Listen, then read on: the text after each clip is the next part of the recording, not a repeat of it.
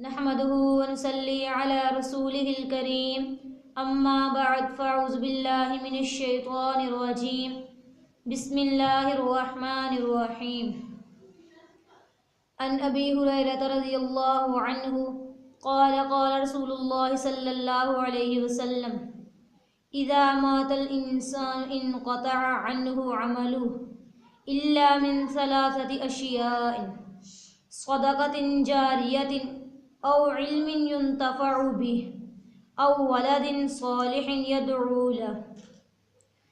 حضرت ابو ہریرہ رضی اللہ تعالی عنہ فرماتے ہیں کہ سرکار دو عالم صلی اللہ علیہ وسلم نے ارشاد فرمایا کہ جب انسان مر جاتا ہے تو اس کے عمل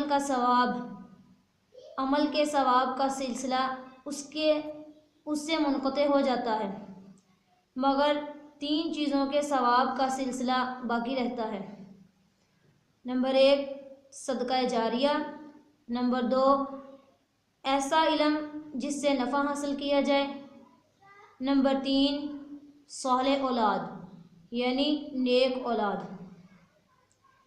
اس حدیث مبارکہ میں فرمایا جا رہا ہے کہ 3 چیزیں ایسی ہیں کہ جب انسان مر جاتا ہے تو اس کا ثواب اس کے نامہ اعمال میں لکھا جاتا رہتا ہے۔ انسان کے مرنے کے بعد اس کا ثواب اس کو پہنچتا رہتا ہے۔ سب سے پہلی چیز ہے صدقہ جاریہ، یعنی ایسا صدقہ جو انسان کے مرنے کے بعد بھی باقی رہتا ہے۔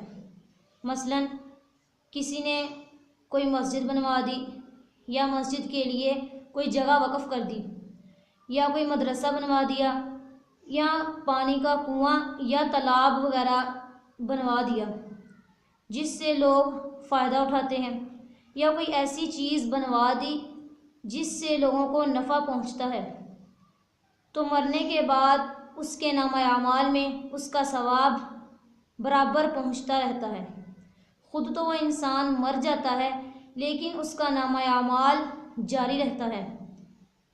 جتنے لوگ اس کنویں سے پانی لیں گے، جتنے لوگ مسجد میں نماز پڑھنے جائیں گے یا مدرسے میں قرآن پاک پڑھیں گے پڑھائیں گے، اس کا ثواب برابر مرنے والے کو پہنچتا رہے گا۔ دوسری چیز ہے علم، ایسا علم جس سے لوگوں کو نفع پہنچتا رہے گا۔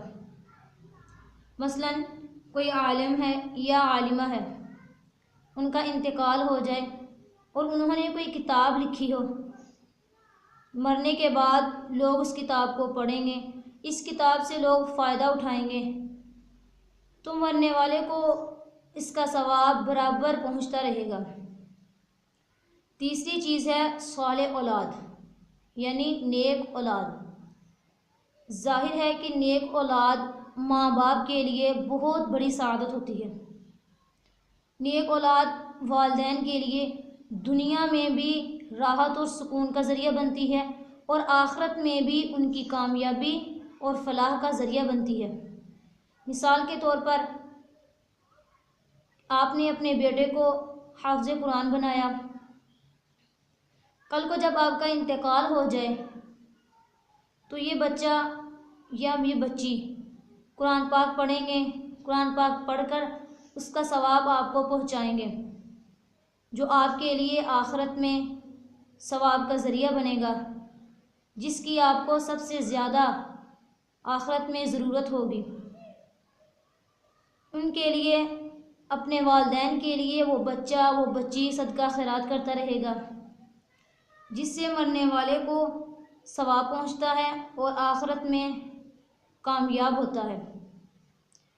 اس لیے میری بہنوں، اس حدیث مبارکہ کو سامنے رکھتے ہوئے ایسے اعمال کر کے جائیں جو آپ کے لیے آخرت میں کل قیامت کے دن جن کا ثواب مرنے کے بعد بھی باقی رہے گا، جن کا ثواب مرنے کے بعد آپ کو پہنچتا رہے۔